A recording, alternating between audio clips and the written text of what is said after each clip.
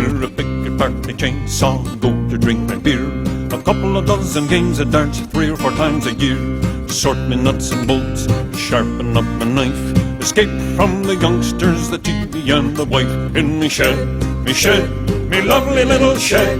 Might as well get a Chesterfield, a toilet and a bed.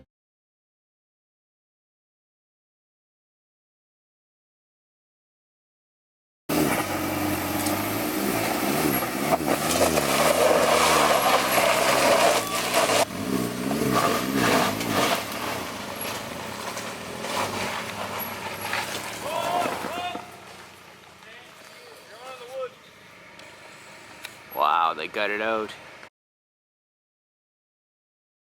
Hey, how's it going? Thanks a lot for clicking on that video. Appreciate the support as always, guys. So, today in the 3rd installment of the ATV, UTV Essentials videos, we're going to take a look at recovery gear. Super important part. Like I said, this is the number 3 video I've done on these essential gear. Part 1 was our first aid, and part 2 was our trail tools. I'm going to put the link in the descriptions. You guys, maybe if you missed them or if you're new to the channel, you should definitely check those zones out. Those are pretty important things to look at.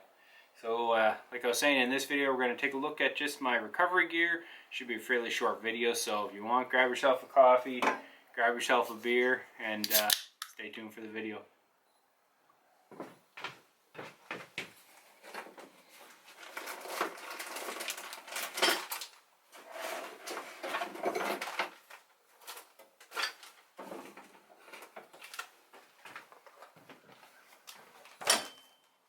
Alright guys, so basically I don't have like some extensive recovery kit. I'm not a big mudder.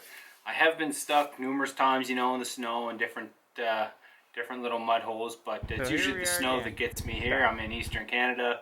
We get a lot of snow. It was actually snowing yesterday. It's, you know, coming to the end of April and it was snowing, so yeah, that's usually what we're battling here. But if you were, you know, deep mudder guy, you know, lost a cruiser, one of them guys who might want something. But basically, you're always going to have the same thing. The best recovery that you guys could start with is self-recovery, and that would be your winch.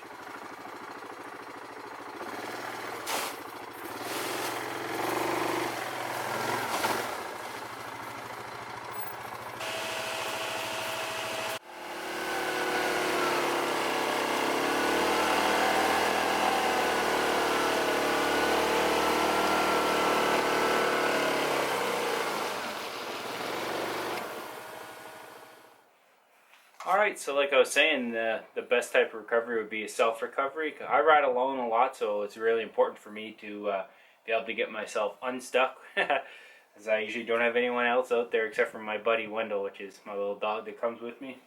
But yeah, so this here is just a Warren 3,000 pound winch, steel cable. I'd like to someday maybe change it up to the rope, but for now the steel cable works and it's not frayed, so for the amount that I use it, it's absolutely perfect. It's always got me out of jams.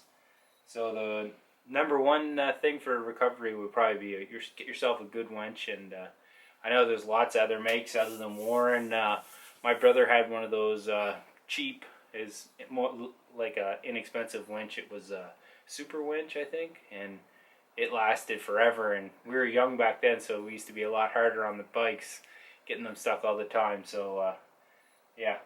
Good winch should probably be your number one thing you want to get. Alright, so along with a winch, another good item to have is get yourself a good rope.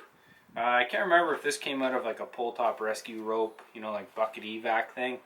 It's a super strong rope, great for if you had to tow someone out, or in my case, I have a 50-foot line on my winch, and ignore that, it's just a baby monitor. I have a 50-foot line on my winch, and it only goes out 50 feet. Stuck. Don't have much of an option for winching. I don't know if my thing will reach that or not. If something is over 50 feet away, then that's where a rope, you can connect the rope to your winch line and go out to the tree or what have you. Another bike, get you out. But yeah, really good rope is always good to have. So along with you know, your winch, your rope, I like to just have a rag. You can tie a rag around the the winch line so that if it was to snap, it won't whip back. The rag, or if you had a coat, would be better, something a little heavier than a rag, but it's better than nothing. Also, if your hands get muddy, greasy, dirty, whatever, after you're done, you'll want to put them back in your gloves. Rag's always good. I have rags everywhere, so. I have myself a little tree saver. This is just a strap with a couple D-rings on each end. You can loop it around the tree so that your winch cable doesn't get wrapped around the tree and pull it, because that can damage the tree, as everybody knows. I've been guilty for it in the past, but just trying to get out of there quick and not using this, but it's important to use it. Save the trees, right? They take enough beating out there in the woods with all the clear cutting and everything. So if you ever wanted to, you guys might know what these are. This is just a snatch block.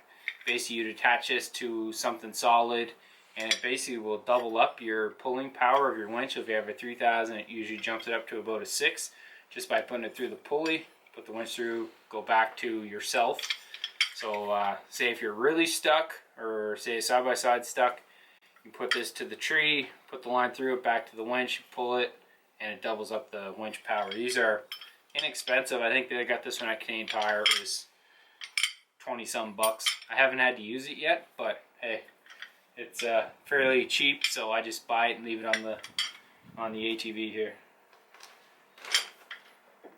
After you go through the snatch block, you're going to need to attach it to your machine or somebody else's machine.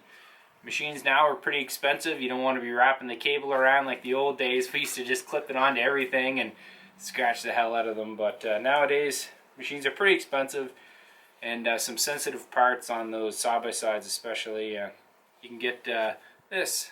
This is just a soft shackle. I got this one at Princess Auto. It's a 15,000 pound one, so it's overkill for sure. Basically, you say if you had nothing to hook your winch cable onto, or you can go around through the frame, put that over like that. Gives you something to clip onto type thing. And I've seen these. I actually haven't had to use this. I just got this one, and I've been wanting one for a while, but I first saw these on another YouTube channel, Matt's Off-Road Recovery. He uses these all the time, and he's always out in the deserts rescuing machines and trucks and campers and everything, so it's really good. Another thing, this was at Princess Auto. I think it was about 30 bucks, so it wasn't too expensive, and yeah, might get you out of a jam sometime. So along with the other items that I've already mentioned, you want to get yourself some D-rings. These are always good. I just leave mine right on my tree saver just because it kind of keeps them all together. But some good D-rings, you know, you can get bigger ones than this too. This one's actually a little bit small, but I might pick myself up some bigger D-rings. So I just leave it here on my tree saver, and then I know I won't lose it. And all of that stuff just goes into a little bag and then in the little storage compartment you guys see me take this all out of. Alright guys, so that's basically my recovery kit. I keep it pretty simple. Unlike my toolkit, which might have been a bit overkill, as you guys seen, link in the video link in the description. I keep it pretty simple. I'm not a guy that goes out and gets stuck all the time. I think this is your basics that you need. It's basically everything. The only other thing I might end up getting someday would be a kinetic rope. They sell those at Princess Auto and other places, and again I saw it on Matt's Off-Road Recovery. He uses them, and they're pretty cool. You hook it up and you drive, and they stretch, you know, around 30%. They'll stretch, and then once they come, then they kind of like elastic it out. It's not so much of a jolt on the machine pulling or the machine getting pulled. It's really smooth. It just pops it up and out. It's really slick. I suggest you guys check that out. I might even put Matt's channel down in the description. It's a much larger channel than mine. I think he has 1 million subscribers or something, but super good crew of guys. They always seem so nice, and that's what they use, so, and it's their job, so they must know something. Alright guys, so like I said, I keep it pretty basic. I want to keep this one pretty short. Found my other two ran a little bit longer than I wanted, but hey, sometimes that happens. So yeah, that's my recovery gear. I think it's a good basic gear list, and I think all you guys should have that at least. If you don't have all this extra stuff, make sure you have yourself a winch. I put that on the top 5 mods for your trail ride ATV or side-by-side. I'll put that video link down in the description. I think a winch is definitely the number one thing you should get yourself if you're gonna, especially if you're gonna be riding by yourself. But yeah, a winch and good tires, 1 and 2 for sure.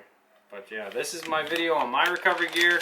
I've been getting a lot of questions and comments on the gear that I use and I bring, so I'm trying to get those videos out for you. If you guys have any ideas of any of the other things you might want me to show, leave me a comment down in the comments section. I really love hearing from you guys. I try to respond to everybody. I have another video going to be coming out after this one on survival gear that I keep on my ATV, you know, to get you through a night type thing. You never know, maybe I'll do a scenario video just using everything I keep on my ATV, and I'll spend the night in the woods.